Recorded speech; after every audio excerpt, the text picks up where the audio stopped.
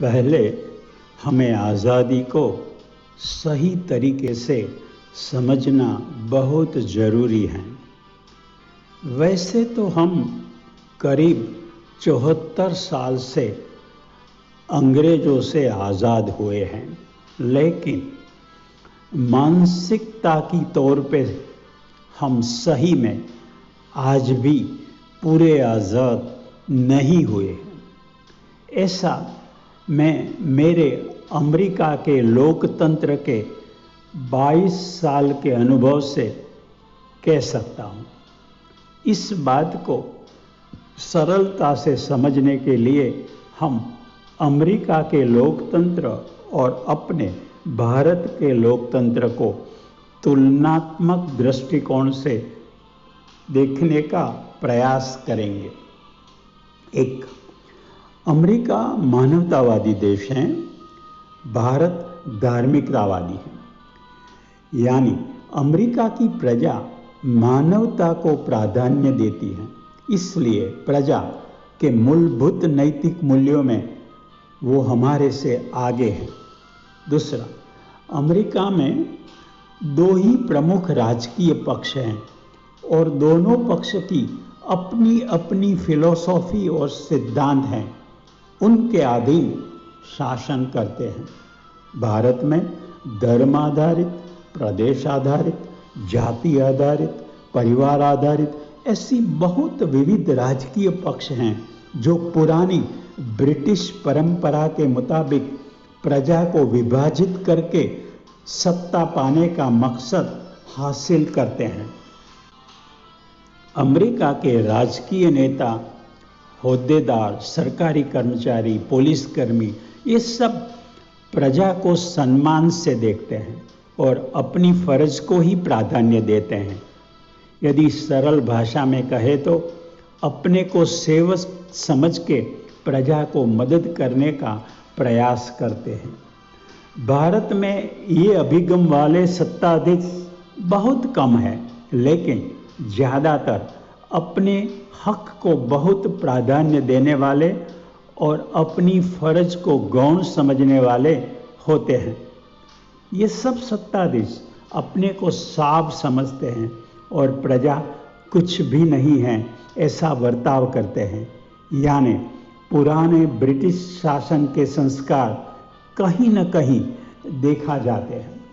चौथा, भारत में विरोध प्रदर्शित करने के लिए प्रजा सरकारी मिलकत को नुकसान करने का रवैया अपनाती हैं और उनको ये अपने राष्ट्र की संपत्ति है ऐसा एहसास ही नहीं होता।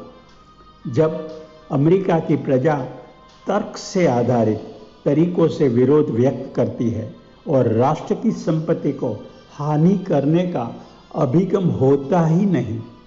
पांचवा, यहाँ भारत में पार्लियामेंट, विधानसभा के सदस्य भी विरोध प्रदर्शित करने के सही तरीके को इस्तेमाल नहीं करते हैं।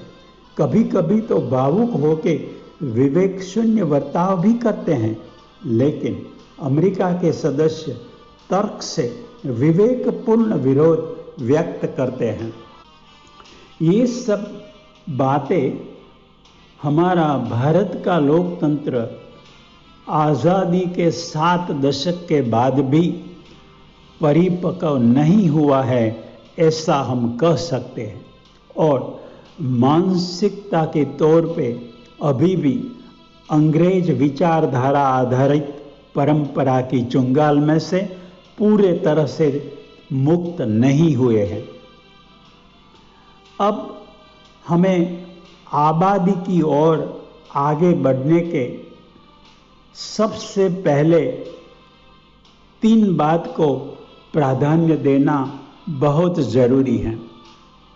एक है, राजकीय हुद्देदार, सरकारी कर्मचारी, पुलिसकर्मी, ये सबको अपनी फर्ज के बारे में खास किस्म की ट्रेनिंग देके जागरूक करना आवश्यक है। दूसरा है, जो सामान्य गरीब अशिक्षित प्रजा में अपने हक के बारे में जागृति बढ़ाना भी इतना ही जरूरी है।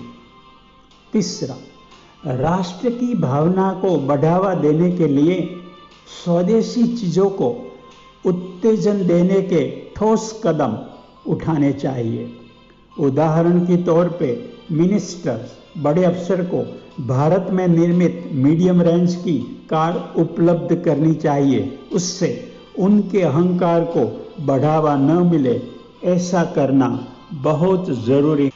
ऐसे लोकमानस में आमूल परिवर्तन किया जाए और मानवता, राष्ट्रहित को यदि प्राधान्य दिया जाए तो ये सब परिवर्तन मुमकिन है।